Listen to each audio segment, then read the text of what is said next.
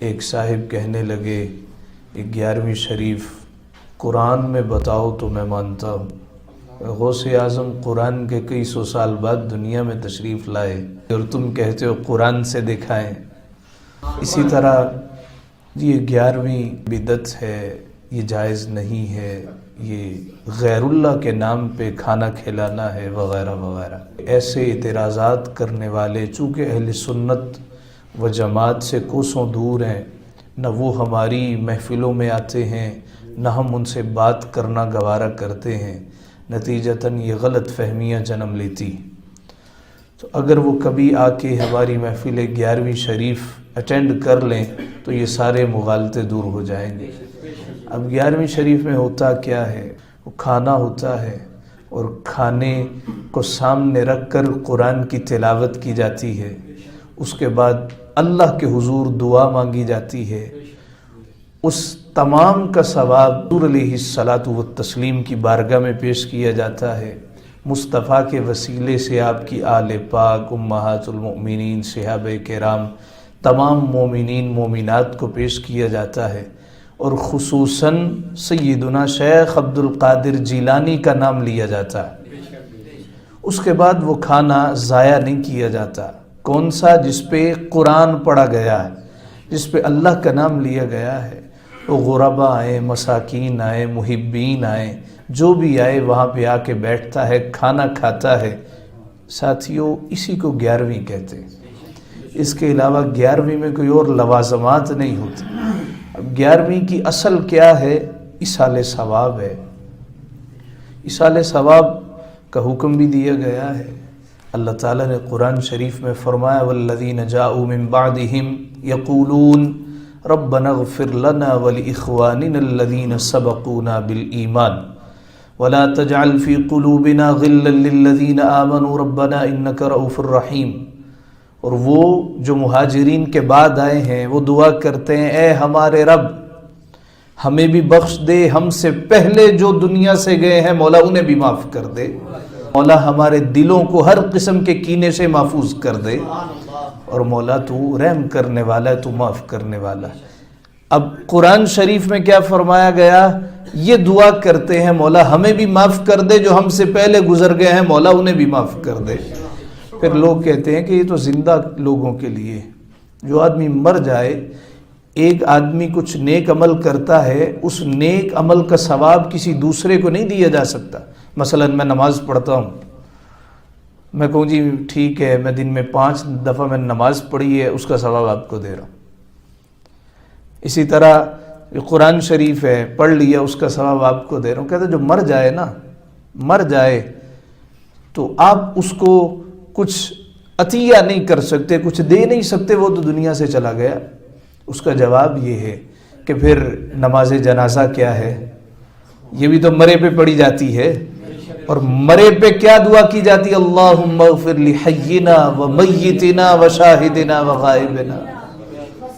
اسی طرح بعض لوگ اعتراض کرتے ہیں کہ رئیس المنافقین عبداللہ بن ابی کی جنازہ حضور علیہ الصلاۃ والتسلیم نے پڑھائی، اللہ نے اس کو تو معاف نہیں کیا۔ رئیس المنافقین کی نماز جنازہ حضور تاجدار کائنات صلی اللہ علیہ وسلم نے پڑھائی۔ اگر آپ کہتے ہیں کہ حضور کی ہر دعا قبول کی جاتی ہے، اللہ مصطفیٰ کی کوئی بات رد نہیں کرتا، کہ اجابت نے جھک کر گلے سے لگایا بڑی ناز سے جب دعائے محمد، اجابت کا صحرا عنایت کا جوڑا، دلہن بن کے نکلی دعائے محمد۔ تو مصطفیٰ نے دعا کی، وہ کیا؟ اللہم اغفر لحینا عبداللہ بن ابی، اس کا جنازہ سامنے ہے، حضور علیہ الصلاۃ والتسلیم نے جنازہ پڑھائی ہے۔ تو جنازے میں دعا کیا ہوتی ہے؟ اللہم اغفر لحینا، اے مولا ہمارے زندوں کو بخش دے، ہمارے مردوں کو بخش دے۔ دیکھیں جی، حضور نے جنازہ پڑھایا، بخشا تو نہیں گیا، یہ تو واضح ہے بخشا نہیں گیا۔ اس کا جواب دیتے ہیں کہ حضور علیہ الصلاۃ والتسلیم نے دعا کیا کی تھی؟ یہ نہیں کہا تھا مولا اس کو بخش دے، حضور نے کہا تھا پاک پروردگار ہمارے زندوں کو بخش دے، ہمارے مردوں کو بخش دے۔ نہ وہ ہمارے زندوں میں سے تھا، نہ وہ ہمارے مردوں میں سے تھا، وہ تو ہمارا تھا ہی نہیں، ہمارا ہوتا تو بخشا جاتا، جب ہمارا ہی نہیں تھا تو بخشا بھی نہیں گیا۔ شرط کیا ہے؟ ان کا ہونا۔ اس لیے اعلیٰ حضرت نے کہا نا، آج لے ان کی پناہ، آج مدد مانگ ان سے، پھر نہ مانیں گے قیامت میں اگر مان گیا۔ سامنے سارے ہی اچھا کہتے ہیں، جی آپ بڑے اچھے ہیں، آپ جیسا کوئی نہیں، امام صاحب آپ بڑے نیک ہیں، حاجی صاحب آپ جیسا پارسا کوئی نہیں۔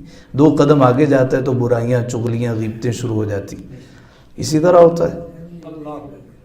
تو وہاں پہ سامنے ہوں گے نا تو سارے مان جائیں گے، یہ نہیں اب کیا کہتا ہے، ما کنت تقول، زندگی میں کیا کہا کرتا تھا، تقریروں میں، تحریروں میں، مجلسوں میں کیا کہا کرتا تھا۔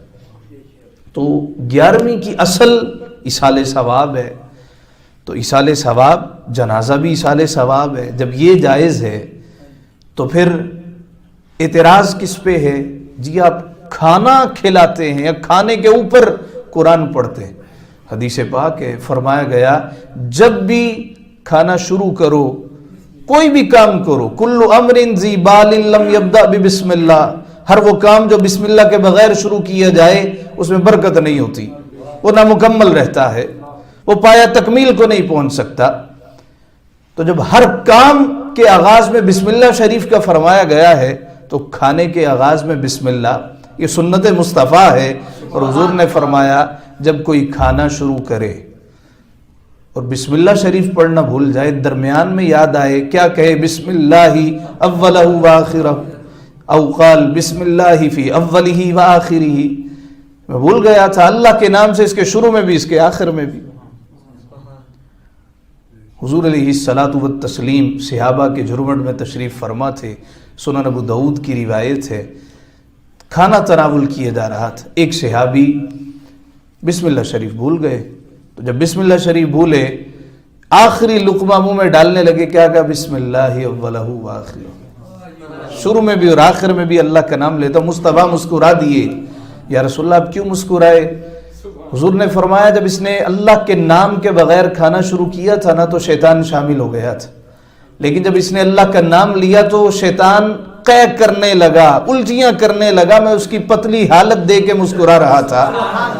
اللہ کا نام لیں، دیکھو اس کی کیسی کیفیت اور حالت بنتی ہے۔ اب دیکھیں جس کھانے پہ اللہ کا نام لیا جائے شیطان کو ہضم نہیں ہوتا، ایمان والوں کو ہضم ہو جایا کرتا ہے۔ اللہ کا نام لینا ہے، قرآن پڑھنا ہے، تمہیں کس پہ؟ کھانے پہ اعتراض ہے یا قرآن پڑھنے پہ اعتراض ہے؟ نہیں جی، جو آگے رکھ کے پڑھتے ہیں، یہ جو آگے رکھ کے پڑھتے ہیں، آپ کو اگر آگے رکھ کے پڑھنے میں اعتراض ہے، آپ کھانا پیچھے رکھ کے پڑھ لیا کریں، اللہ کا نام تو لو نا، غریبوں کو تو کھلاؤ نا۔ انہوں نے انا کا مسئلہ بنا لیا، انہوں نے کہا کہ بھئی اگر ہم نے یہ کیا تو پھر ہمارا تو جو مسلک ہے وہ اس کی تو بنیاد ہی دھڑم سے گر جائے گی۔